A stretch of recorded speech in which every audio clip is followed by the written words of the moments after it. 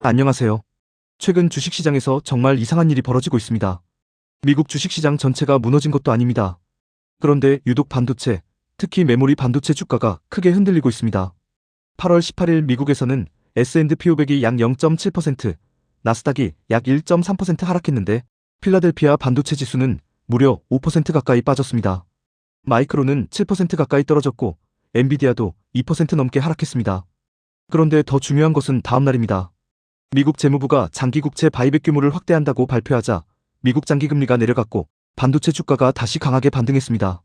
실제로 미 재무부는 8월 19일 장기국채 유동성 지원, 바이백의 회당 최대 규모를 기존 20억 달러에서 최소 40억 달러로 2배 이상 확대한다고 발표했습니다.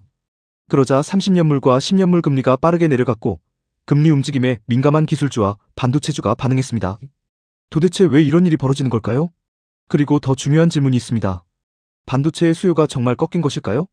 저는 오늘 이 질문에 대한 답을 하나의 흐름으로 설명드리겠습니다.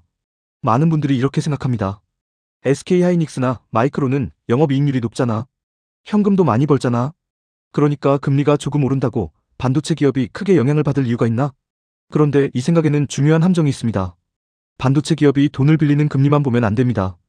반도체를 사주는 고객이 돈을 빌리는 금리를 봐야 합니다. 이게 핵심입니다. HBM과 DRAM을 누가 사갑니까? 엔비디아 같은 GPU 업체가 사고 결국 그 GPU를 사서 데이터 센터를 만드는 기업들이 있습니다. 예를 들어 AI 데이터 센터를 건설하는 기업은 엄청난 돈을 먼저 투자해야 합니다.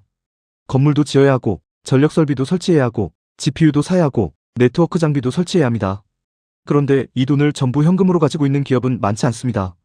결국 상당 부분을 빚으로 조달합니다. 그러니까 미국의 장기금리가 올라가면 AI 데이터 센터를 만드는 기업들의 자금 조달 비용이 올라갑니다. 그러면 신규 데이터 센터 투자를 조금 늦출 수도 있습니다. 그리고 바로 이 부분이 메모리 반도체 주가에 영향을 주는 겁니다.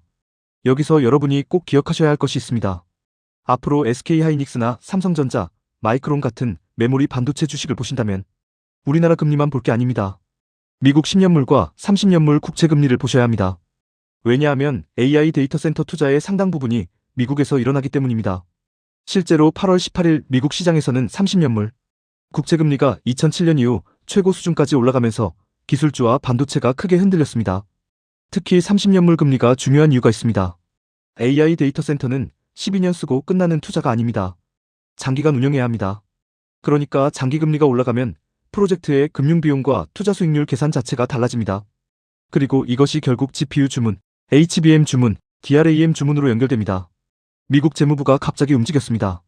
장기국채 바이백 규모를 확대한다고 발표했습니다. 바이백이란 쉽게 말하면 정부가 시장에 나와 있는 국채를 다시 사들이는 것입니다. 국채를 사주면 시장에 있는 국채 수요가 늘어나니까 국채 가격이 올라갈 수 있습니다. 국채 가격이 올라가면 반대로 국채 금리는 내려갑니다. 그래서 장기금리가 빠르게 올라가는 상황에서 재무부가 바이백을 확대하면 시장에서는 미국 정부가 장기금리를 안정시키려는구나 라고 받아들일 수 있습니다. 실제로 8월 19일 미 재무부 발표 이후 장기금리는 크게 하락했고 금도 하루 동안 3% 이상 급등했습니다. 그리고 반도체 주가도 강하게 반응했습니다. 이게 굉장히 중요한 장면입니다. 금리가 조금 내려갔을 뿐인데 메모리 반도체 주가가 크게 반등했다는 것. 반대로 하루 전에는 금리가 올라가자 메모리 반도체가 크게 떨어졌습니다. 이것만 봐도 지금 시장에서 메모리 반도체가 미국 장기금리에 얼마나 민감해졌는지 알 수 있습니다. 여기서부터가 진짜 중요한 이야기입니다. 바이백은 치료제가 아닙니다. 저는 진통제에 가깝다고 생각합니다. 왜냐하면 미국의 근본적인 문제는 미국 정부의 부채가 너무 많다는 것이기 때문입니다. 미 재무부 자료에 따르면 2026년 4월 기준 미국의 총연방 부채는 이미 약 39조 달러였습니다. 그리고 지금은 40조 달러를 넘어서는 상황까지 왔습니다. 그런데 부채가 이렇게 빠르게 늘어나고 있는 상황에서 국채를 조금 사준다고 해서 미국의 재정 문제가 해결되는 것은 아닙니다. 오히려 바이백을 위해 자금을 조달하는 과정에서 국채 발행 구조가 달라질 수 있습니다. 쉽게 말하면 장기 부채 부담을 낮추려고 단기 부채를 더 활용하는 것. 이 될 수 있다는 겁니다. 개인으로 생각하면 이해하기 쉽습니다. 10년짜리 대출을 갚기 위해 한 달짜리 대출을 계속 새로 받아서 돌려막는다고 생각해보세요. 당장 부담은 줄어드는 것처럼 보일 수 있습니다. 하지만 빚 자체가 사라지는 것은 아닙니다. 오히려 만기가 짧아지기 때문에 계속 차환해야 합니다. 그래서 이것을 저는 금리를 낮추는 정책이라기보다는 시간을 버는 정책으로 보는 것이 더 적절하다고 생각합니다. 여기서 시장이 주목하는 것이 미국 중간선거입니다. 현재 미국 재무부가 장기 국채 시장을 안정시키려는 움직임을 보이고 있지만 이런 조치가 장기적으로 미국의 부채 문제를 해결하는 것은 아닙니다. 결국 중요한 것은 미국이 계속해서 늘어나는 부채를 어떤 금리로 조달할 수 있느냐? 입니다. 그리고 단기 국채를 계속 많이 발행하면 단기 자금 시장에도 부담이 생길 수 있습니다. 그래서 시장에서는 선거 전까지는 어떻게든 장기 금리를 안정시키더라도 선거 이후에는 어떻게 될까? 라는 질문을 하고 있는 겁니다. 바로 이 부분이 앞으로 반도체 투자자들이 봐야 할 핵심입니다. 그래서 지금 반도체가 끝난 것일까요? 여기서 저는 분명하게 말씀드리고 싶습니다. 아직 그렇게 볼 단계는 아닙니다. AI 투자 자체가 끝났다는 증거는 아직 부족합니다. 오히려 SK하이닉스는 최근 주가 급락 이후 약 40조 원 규모의 자사주 매입 및 소각 계획을 발표했습니다. 강한 현금 흐름을 바탕으로 주주환원을 확대하겠다는 의미입니다. 그러니까 지금 시장의 고민은 AI가 끝나는 것 아니야? 라기보다는 AI 투자를 계속하기 위해 필요한 돈을 앞으로 얼마나 비싸게 조달해야 하는가에 더 가깝습니다. 이 차이를 이해하셔야 합니다. 여기서 한 가지 개념을 알아두시면 좋습니다. 바로 채찍 효과입니다. AI 서비스를 만드는 기업이 있습니다. 그 기업이 데이터 센터 투자를 10% 줄입니다. 그러면 데이터 센터 업체의 주문이 줄어들고 GPU 업체의 주문도 더 크게 움직일 수 있습니다. 그리고 GPU를 만드는 기업에서 주문이 줄어들면 그 뒤에 있는 HBM과 DRAM 업체의 주문 변동은 더 커질 수 있습니다. 즉 AI 서비스, 데이터 센터, GPU, HBM, DRAM 이렇게 공급망의 뒤쪽으로 갈수록 변동성이 커질 수 있습니다. 그래서 메모리 반도체는 올라갈 때 훨씬 많이 올라가고 내려갈 때도 훨씬 크게 내려가는 전형적인 사이클 산업의 특성을 보이는 겁니다. 그래서 앞으로 무엇을 봐야 할까요? 저라면 딱 4가지를 보겠습니다. 첫 번째, 미국 10년물 국채금리. 두 번째, 미국 30년물 국채금리. 그리고 중요한 것은 절대적인 숫자보다 방향입니다. 이미 높은 상태에서 다시 올라가기 시작한다면 경계해야 합니다. 세 번째, AI 데이터 센터 기업들의 자금 조달 비용과 회사채 스프레드입니다. AI 기업들이 돈을 빌리는 비용이 계속 올라간다면 AI 투자에도 부담이 생길 수 있습니다. 네 번째, HBM과 DRAM 가격입니다. 주가만 볼 게 아니라 실제 제품 가격과 주문 흐름을 같이 봐야 합니다.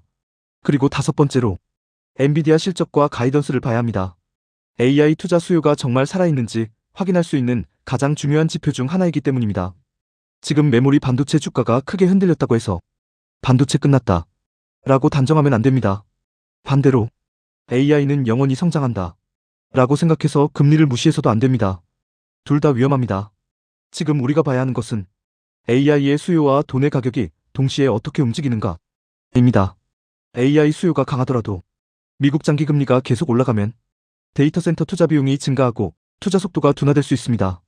반대로 미국 장기 금리가 안정되고 AI 투자가 계속 확대된다면 메모리 반도체 주가는 다시 강하게 반등할 가능성이 있습니다.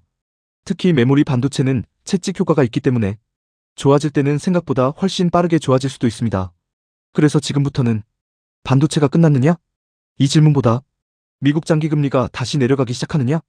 이 질문을 먼저 하셔야 합니다. 그리고 한 가지 더. 미국 재무부의 바이백은 분명 단기적으로 시장을 안정시키는 효과를 낼 수 있습니다. 하지만 미국의 국가부채 자체가 사라지는 것은 아닙니다. 그래서 바이백으로 금리가 내려갔다고 해서 이제 모든 문제가 해결됐다 라고 생각해서도 안 됩니다.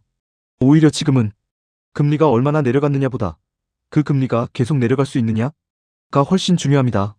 8월 19일에는 바이백 발표 이후 장기금리가 내려갔지만 8월 20일에는 10년물 금리가 다시 4.7%, 30년물 금리가 5.247%까지 올라오면서 시장이 바이백 효과의 지속 가능성을 의심하는 모습도 나타났습니다. 이게 정말 중요한 신호입니다. 진통제를 맞았는데 통증이 다시 올라온다면 결국 병의 원인을 봐야 하기 때문입니다. 그리고 그 병의 원인은 결국 미국의 막대한 부채, 높은 장기금리, 그리고 그 돈으로 투자해야 하는 AI 산업의 자금 조달 부담입니다.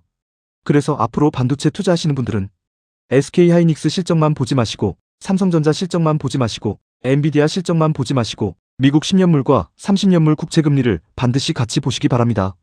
금리가 내려가면서 AI 투자가 계속된다면 메모리 반도체에는 다시 강한 바람이 불 수 있습니다. 하지만 반대로 금리가 다시 올라가기 시작한다면 실적이 좋은 기업이라 하더라도 주가는 먼저 흔들릴 수 있습니다. 바로 이것이 지금 우리가 봐야 할 반도체의 진짜 변수입니다. 오늘 영상이 도움이 되셨다면 좋아요와 구독 부탁드립니다. 지금까지 지식 한방이었습니다. 다음 영상에서 뵙겠습니다.